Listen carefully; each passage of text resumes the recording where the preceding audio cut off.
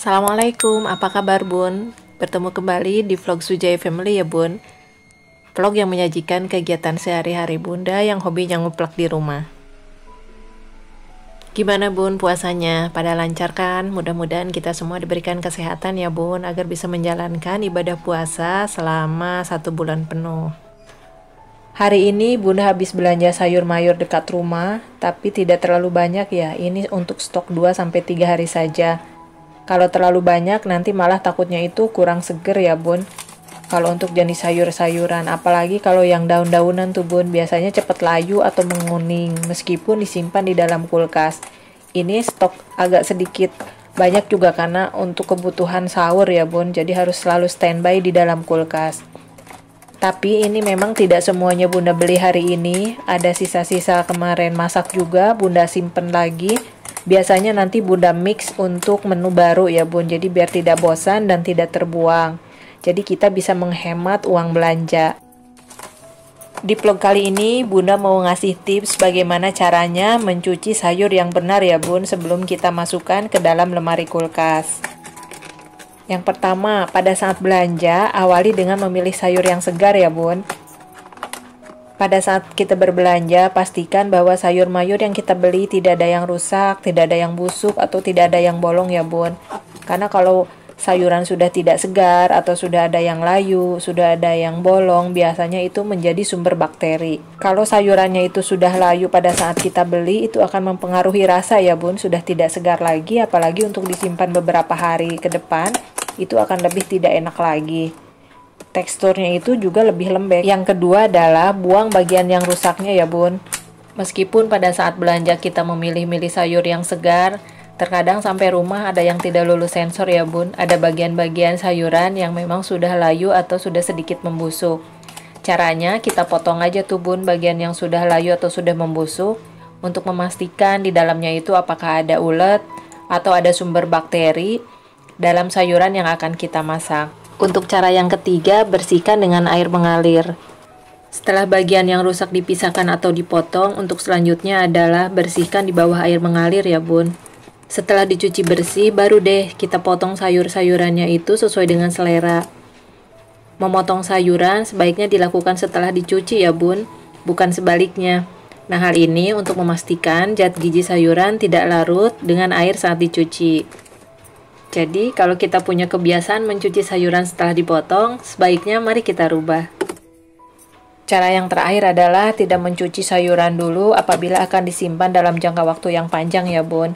Hal ini untuk mengurangi sayuran menjadi lembab.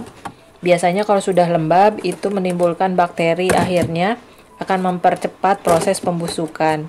Tapi berhubung pada saat ini kondisinya memang lagi pandemi, rasanya nggak tega ya Bun kalau kita memasukkan sayuran dari pasar langsung ke dalam kulkas tanpa dicuci.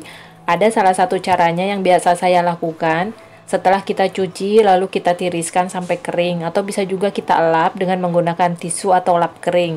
Nah setelah itu baru kita masukkan ke dalam kotak untuk disimpan di kulkas. Oke Bun, selanjutnya hari ini Bunda mau bikin chicken ball ya Bun. Karena anak-anak sudah mulai bosan dengan chicken katsu. Bahan-bahannya adalah ayam filet kurang lebih 700 gram.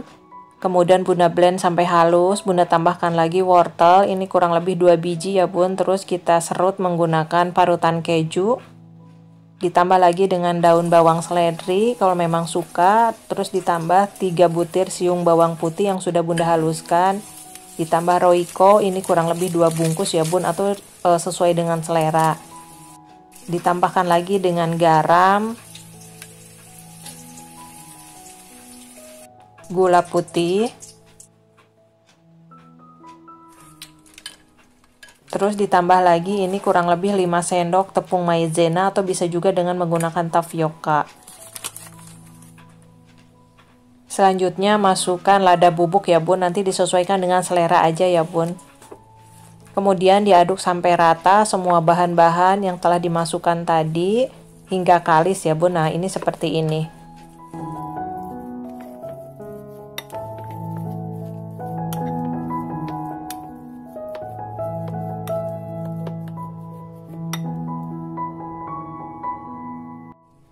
Masukkan 1 butir telur ayam yang sudah dikocok sebelumnya. Aduk hingga rata antara adonan dengan telur biar menyatu.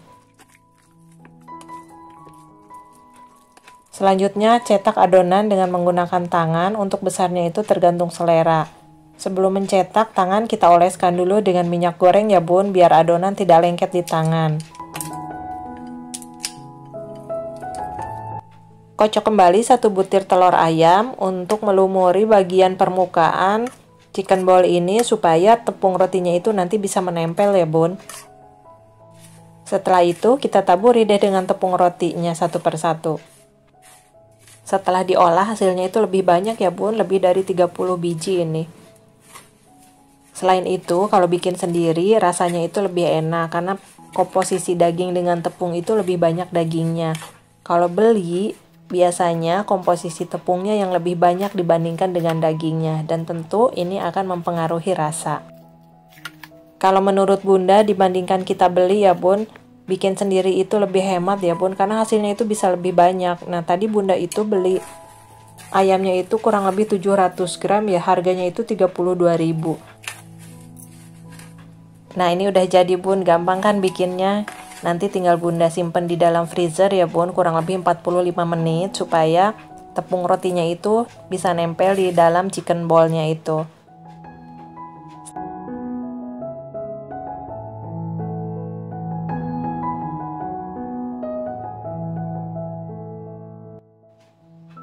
Goreng dalam minyak panas dan apinya itu harus api sedang ya bun supaya di dalamnya itu mateng sementara tepung rotinya itu tidak cepat gosong.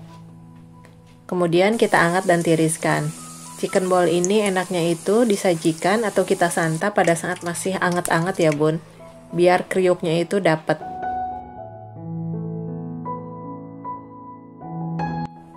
Ini bisa kita makan dengan mayones atau bisa juga dengan saus atau bisa juga dengan cuka empe-empe, itu enak banget ya bun. Sudah siap disajikan dan selamat mencoba di rumah ya bun, cocok sekali untuk berbuka puasa atau ketika sahur. Terima kasih bagi yang sudah menonton videonya sampai habis. Sampai jumpa di vlog-vlog bunda berikutnya. Hatur nuhun.